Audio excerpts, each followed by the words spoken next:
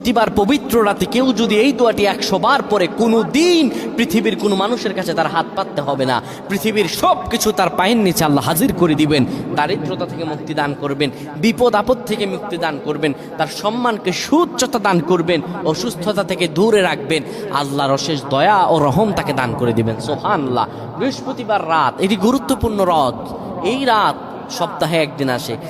আরবিতে রাত আগে আসে, দিন পরে আসে। সুতরাং বৃহস্পতিবারের যে দিন গিয়ে রাত, এটি বৃহস্পতিবার রাত নয়, এটি শুক্রবারের রাত, এটি জুমাবারের রাত, এটি দোয়া কবুলের রাত, আল্লাহর কাছাকাছি হওয়ার রাত। সুবহানাল্লাহ। এই বৃহস্পতিবার রাত আল্লাহ তাআলা বান্দার দোয়া কবুল করেন। কেউ যদি বৃহস্পতিবার রাতে ঈশা নামাজের পরে পবিত্র হয়ে ইয়া হাইয়ু ইয়া হাইয়ু ইয়া হাইয়ু ইয়া রফিয়ু ইয়া রফিয়ু ইয়া রফিয়ু এই দোয়াগুলো পড়তে পারে 100 বার, আল্লাহ রাব্বুল আলামিন তার মর্যাদা